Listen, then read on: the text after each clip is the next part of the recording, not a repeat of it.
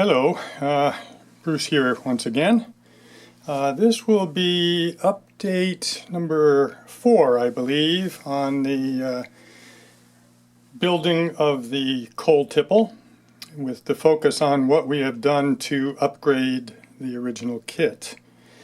In our last update, we were talking about building the understructure to hold the kit, the tipple up, these 3 bents, if you will, that we were working on flat on the work surface.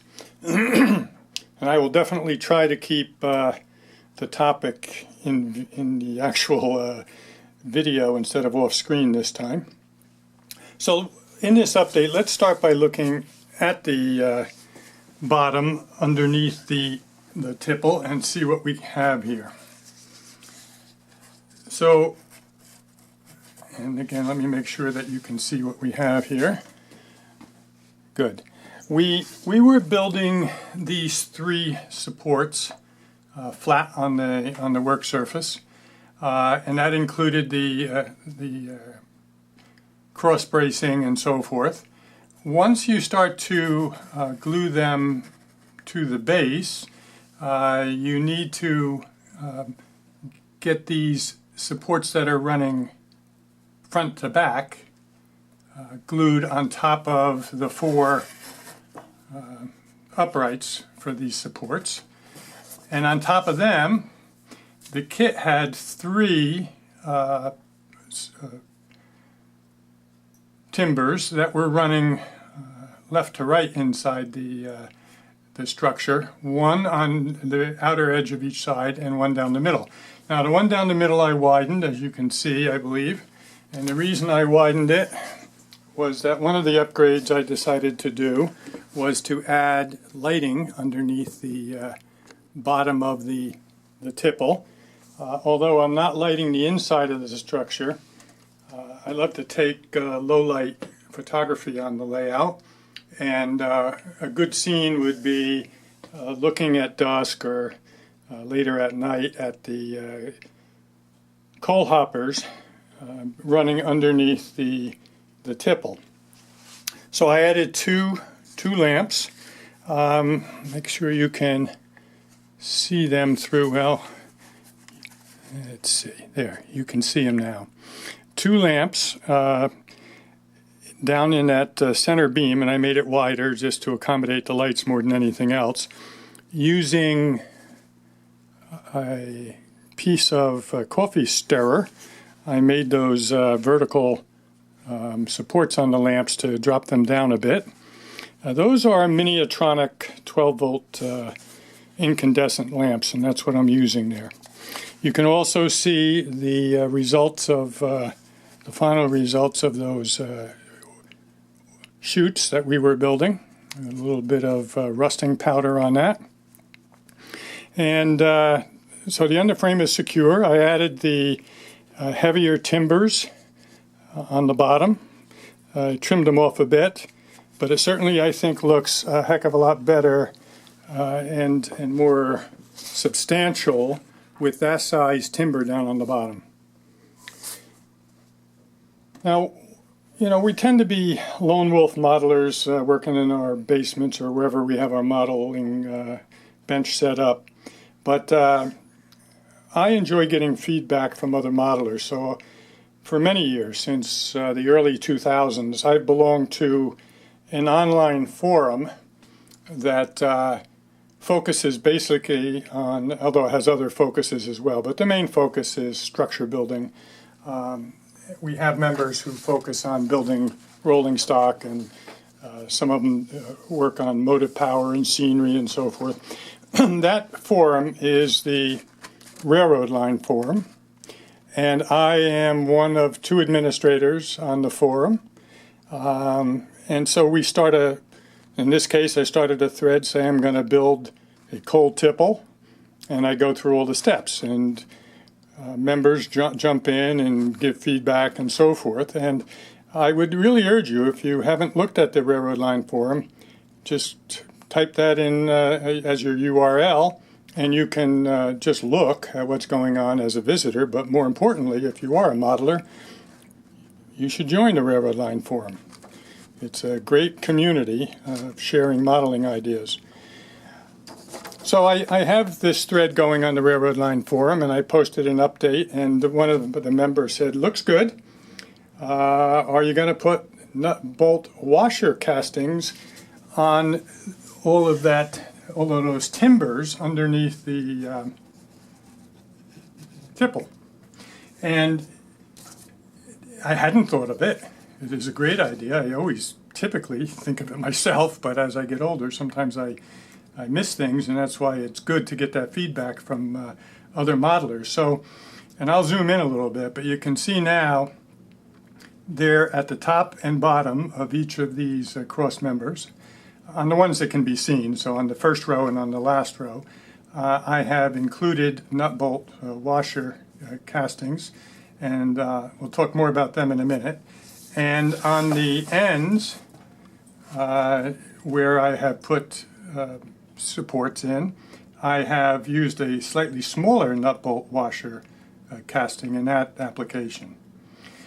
And when I got to the bottom of this V, where two of these came together sharing the center post, I didn't think it would, that there was enough room to put side-by-side castings. But beyond that, I thought it would look better if I made a little gusset out of .010 styrene. And I simply held the styrene in place, traced down each of these, and made a little gusset there and one on the back side. And that's how I handled support there. Now I'm going to see if I can get close enough to show you some of the details that are on there. So on the gusset, from the back side, I took an awl and tapped it very lightly in two places along each of those timbers to make it look like there is a nut bolt washer casting there, and then painted it black and put a little wash of rust on it. And again, if you look somewhat closely, you should be able to see the nut bolt washer castings on each of these. So that's a small detail, but believe it or not, it really does add to the finished look. So that's another add-on. Nut bolt washer castings, two main sources. Grant Line provides them, and so does Tichy. The two that I used on this model were both Grant Line, and the smaller one was a 2.5 inch nut and a 6 inch washer. Actually, that's the larger of them. And the smaller one was had a 4.5 inch washer. And the way you use these, if you've never used them, as soon as I get them, I open the pack and open my can of rust color, actually a little jar of rust color paint that I always keep on hand. And I just give them a quick wash so that they're all rusted before I ever start to add them. But they come on a sprue just like this. And let's see if I put them on this white, it might help you see. So there's a whole row of nut bolt washer castings, and if you look down on them when you're close up, you can see that there's a nut and a washer underneath. And using a set of sprue cutters, you simply cut it off, leaving as much of the sprue as will work on your model. In this case, because the wood is so thick, I could use the entire sprue, which makes it a heck of a lot easier to handle, because you can then pick those up with your curved tweezers and manipulate them that way. So, you know, tiny things like this often will slip out of pliers and go flipping off into the nether world, never to be seen again. So, you know, you figure if you're going to be putting 20 of these on, you're probably going to use 25 because the other 5 go flipping off. But, you know, what I do is I take your favorite pin vise and put a bit in there that is about 2/1000ths larger than the diameter of the tail that's hanging off that nut bolt washer casting.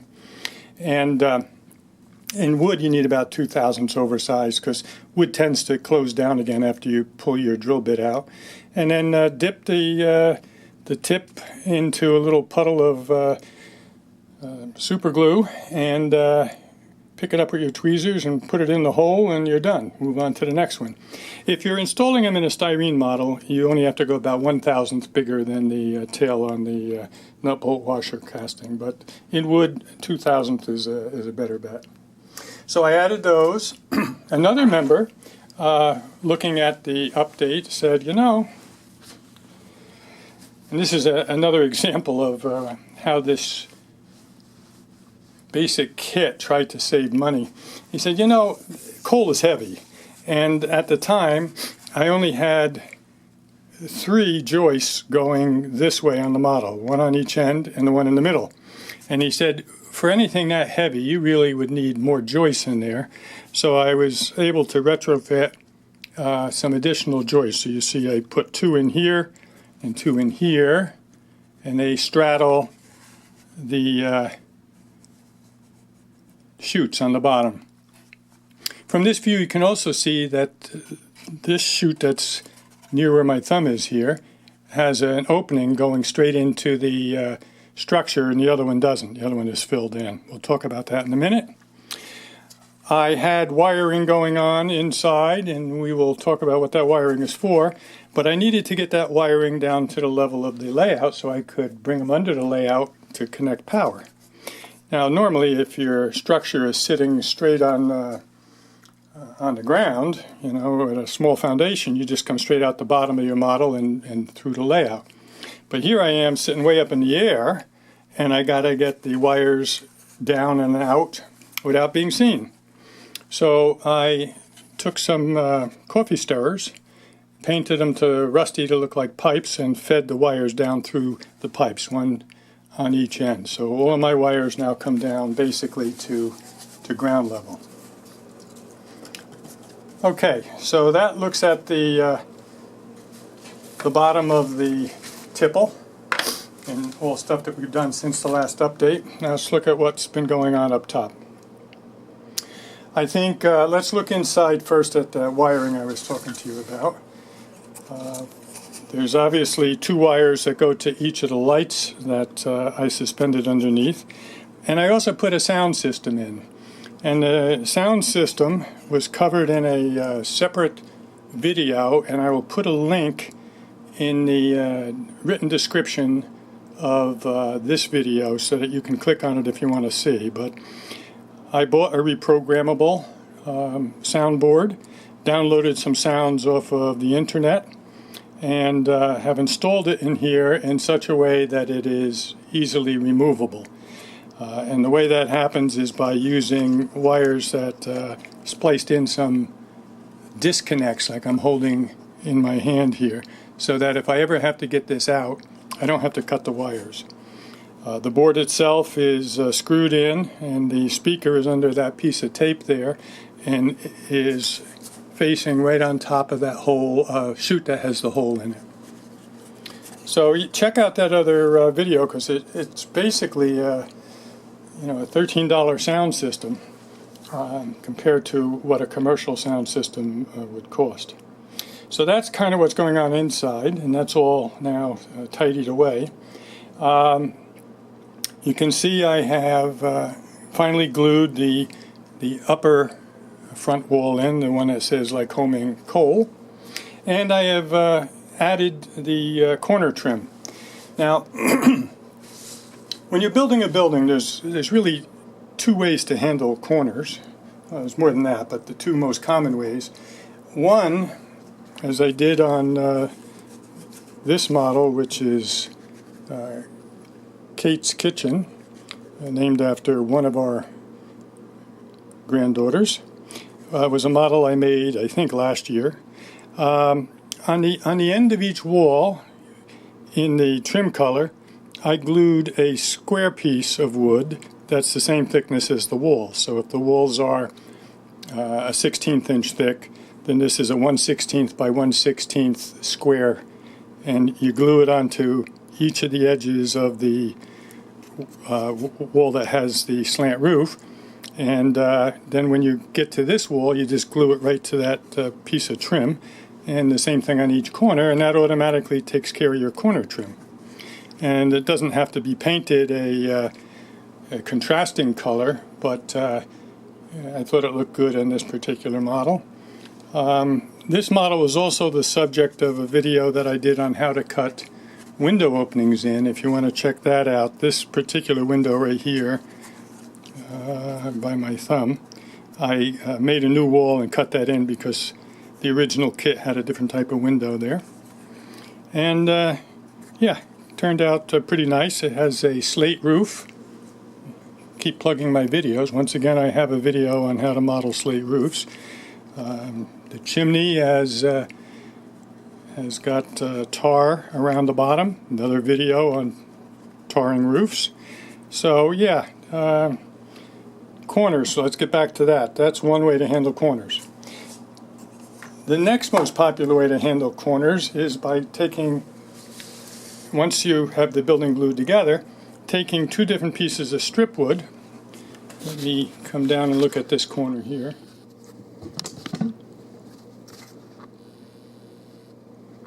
Okay.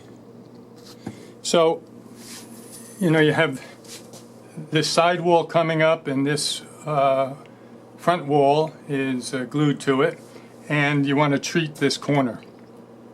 So you glue a piece of strip wood on the front wall, and you butt against it a piece of strip wood on the side wall, and it makes a nice tidy corner. Now normally on a corner like that, and I can use this, this is ultimately the tower that's going to go on top of the tipple, but if you look, I've glued this wall. Make sure you can see it. I promised I was going to keep things in sight, and there it was out of sight again. Let's get back like this. I glued this wall between these two side walls. And so you have a corner you have to deal with. And I want to talk about the difference between one side of that corner and the other. On this side, the siding comes right up to the edge and looks fine. But on this side, you see a raw edge of the side wall, which you want to hide. And so what I'm going to do is make sure that one of the pieces of strip wood that I glue on hides this wall to make it look more finished. I find that in HO, a scale 2x6 and a scale 2x8 used together is the way to go. Let me grab a piece of each a minute.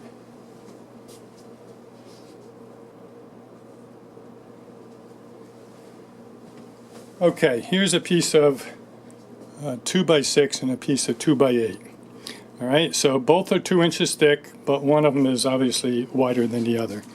What I'm going to do is use the 6-inch piece on the wall where I don't have to hide anything. So that, in this case, is this side wall. And so I will glue this right up to the edge and make sure that it's flush with this other wall. And I'll glue that on, and after it's dry, I'll trim it to the angled edge up here.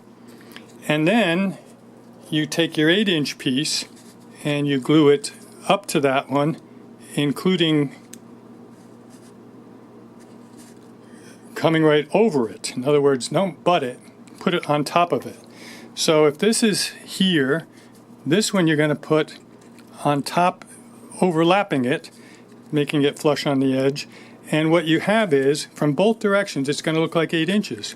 From here, you see this 8-inch piece, and from the side, you see this 6-inch piece, plus the 2 inches thickness of this next piece. So it really looks like an 8-inch and an 8-inch board, but you made it using a 6-inch board and an 8-inch board. So that's kind of the way I did the corner trim on these. All right, what else? I prefabbed a few things that are not installed yet because I don't want to knock them off in handling. One is this platform that is going to get glued right like that. Okay, so that's the platform coming out, and from underneath you see it has joists. It has a railing that are made out of 3x3 uprights and 2x3 cross members there, railings. And to make that, because it's a bit fussy, I made yet another jig. This one here says on it railings. It says that I have a 3x3 posts, 2x3 rails. Here's the jig itself, and they are set at 5-foot intervals for the uprights, except for this last one, which, if you can see, it says 4 foot. And that's because I had to wrap around and do the railing on the end. So I made it up on this, and if you look at the yet another video I did on making jigs, you can see how I make these things. So that's all ready to be glued on, and I will do it somewhat last. Accessing that platform from the ground is a set of stairs. And the stairs I've made using a commercial jig made by Rusty Stump Scale Models, and what the jig really does is just hold the two runners on the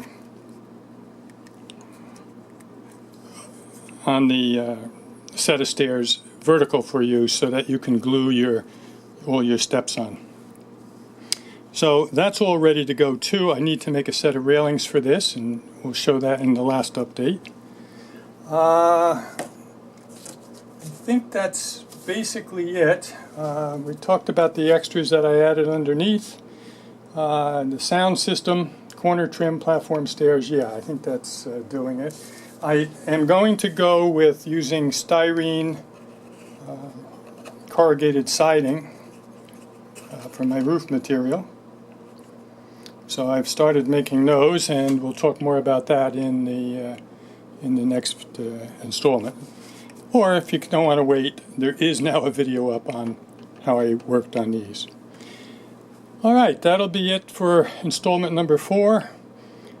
By the next installment, which will hopefully be next weekend, the whole thing should be done. We should be able to see it, add the sound and the lights, and have some concluding comments. Thanks for stopping in and watching and following along. As always, if you enjoyed it, give it a like, and if you enjoy my line of videos, subscribe. All right, talk to you soon.